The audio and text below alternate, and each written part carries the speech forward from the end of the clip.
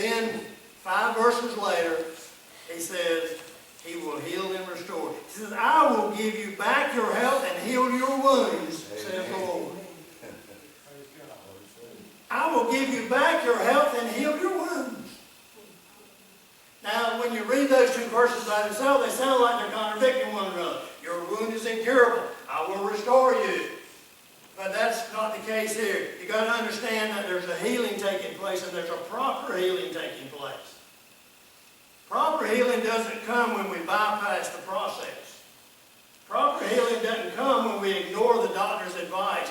Proper healing doesn't come when we don't take the medicine that God tells us to do. Proper healing doesn't come when we ignore everything He tells us to do and we're right steady giving His money. Proper healing in the spirit and the soul doesn't come by bypassing the spiritual process and entertain the work, the comforts of the world.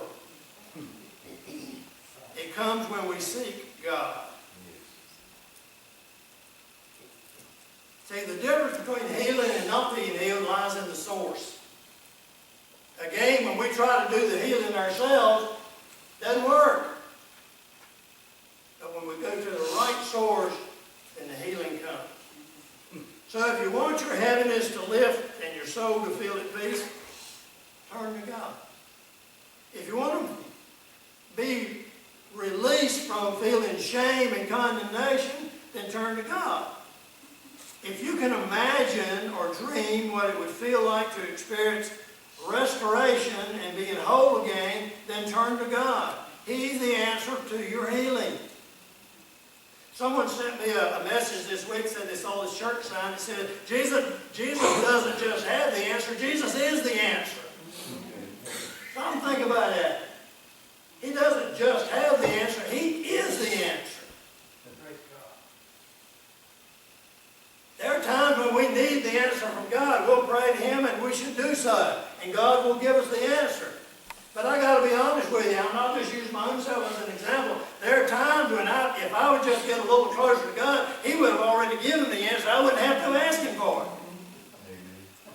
Right?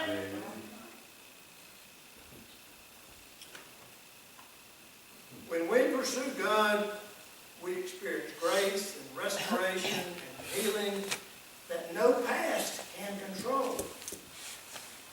No past life can control. Your past can no longer hold you back from what God has in store. You see, when we pursue God, we now have purpose. You have a purpose. You have a purpose for living. You have a purpose for doing. You have a purpose for being instead of just existing.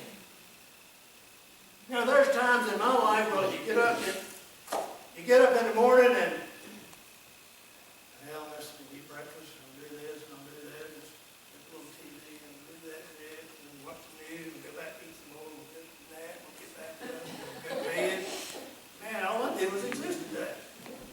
And we kind of get into this routine, we get in this habit that we're just existing instead of living.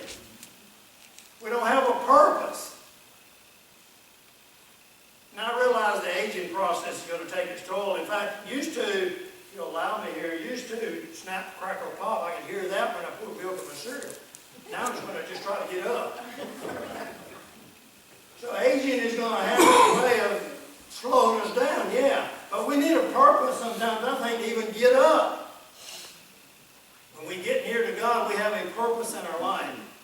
And sometimes that process of restoration may seem slow, especially when we're in the midst of our troubles and problems going on, but it will be worth it. It will be worth it. Refer back to Ruth again. She knew that what long suffering felt like. She could have given up on any one of those many bumps in her life. We already shared some with you. Her husband died, no child, mother-in-law who her mother-in-law wanted her to go back to where she came from to start with. She didn't even want her following her. I mean, she's talking about feeling like an outcast.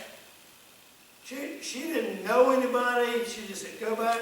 But she didn't give up along the road of those bumpy roads. She didn't give up. She persevered and experienced grace and restoration and in healing by following God. See, God was working out her purpose on the other side. He was working out that purpose on the other side. And as a result, she experienced incredible blessings. Incredible blessings. Ruth wasn't too far gone for God to intervene. And neither are you. Neither are you. See, broken can be restored. Sorrow can be turned into joy. Empty can be filled, and worthlessness can be valued. Not being good enough can be desired. Shame can fade, and confidence can surface. All of those things can take place in your life. God has a plan for you regardless of your past choices, regardless of your upbringing, regardless of your culture, regardless of your treatment, and regardless of some projected image that you or someone else has about you in your life. It'll never amount to a hill of beans. Came from us this, and he came from us that. He's always done this, and she's always done that. She'll never amount to anything. God has a plan and a purpose that says it doesn't matter about your past. It doesn't matter what we used to be. It doesn't matter where we came from. It doesn't matter about any of those things. You see, God sees his child when he sees you. He sees his child, his son or his daughter, when he sees you. And when he sees his child, he sees something of immense value. Something of immense value. Something that has purpose and comes with purpose. Listen to what Isaiah said, talking about that. He paints this beautiful picture of what God wants to give us. He says, the Spirit of the Lord is upon me, Isaiah speaking, because the Lord has anointed me to bring good news to the suffering and the afflicted. God has anointed me this morning to preach you what God can do to the suffering and the afflicted. He has sent me to comfort the brokenhearted, to announce liberty to captives, and to open the eyes of the blind. He has sent me to tell those who mourn that the time of God's favor to them has come, and the day of his wrath to their enemies. To all who mourn, he will give beauty for ashes, joy instead of mourning, praise instead of heaviness, for God has planted them like strong and graceful oaks for his own glory. Beauty for ashes. Joy instead of mourning, and praise instead of heaviness. We don't have to walk around and be heavy and down and out and moan and groan. He's replaced that with joy and praise. He wants to take the brokenness of our past and use it for something glorious. And besides that, your dreams matter to him. Your dreams matter to God. You see, he's put something inside of you, a seed, if you will.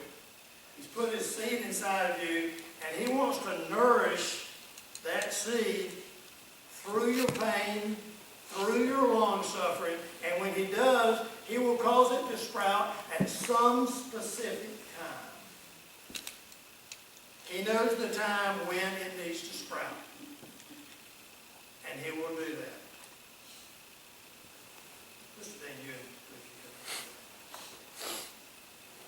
Ruth married a godly man. She conceived a son who was the grandfather of King David, who of course was in the lineage of the king of all. There is nothing more valuable. Listen to what I'm telling you. There is nothing more valuable in this universe to God than you. Nothing. All the gold, all the silver, nothing is more valuable in this universe to God than you. He can't love you any more than he already does. He can't love you any less than he already does. He's already given the most expensive, precious thing he has to purchase us. So he can't love us anymore. The Word says that he loved us even when we were yet sinners. So therefore he can't love us any less. We can't do anything to make him love us less than he already loves us. know, we have friends in our life, we have acquaintances in our life, we even have family members that sometimes there's certain people you gotta tiptoe around, you gotta walk carefully because you say the wrong thing, if you don't act the right way, and they're not gonna like you. Amen? It doesn't matter. God loves us regardless. Your salvation cost him way too much effort. See, it cost him everything. Your salvation, and I shared it with us with our Wednesday night break a few weeks ago. Your salvation cost him much more, and he exerted much more effort in creating and saving you than he did creating the world.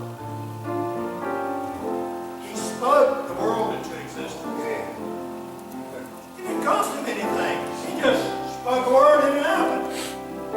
Let there be light. He just spoke the world into existence. But it cost him his precious one and only Son for our salvation.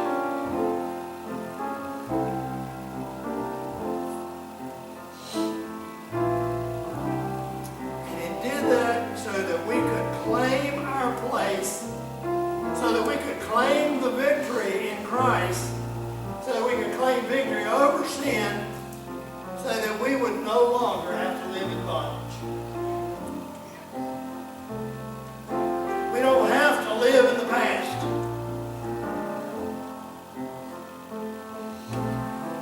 So what we need to do is step out of the past and step into what God has done for us and what he's doing for us in our life and live the purpose for which he's called us to live. I don't know who this message was for this morning. One person, two persons, I don't know. But I know, as I said, it felt good up here from the very beginning. I know God wanted somebody to hear it this morning. And it doesn't matter if you've been serving God for 10 years or 20 years or 40 years or you're not serving him. God says, forget the past, quit holding on to the past, and reach out and claim what I have done and provided for you. Accept the blessings that I have for you today. I'm going to ask everybody. I'm going to ask everybody to come to the altar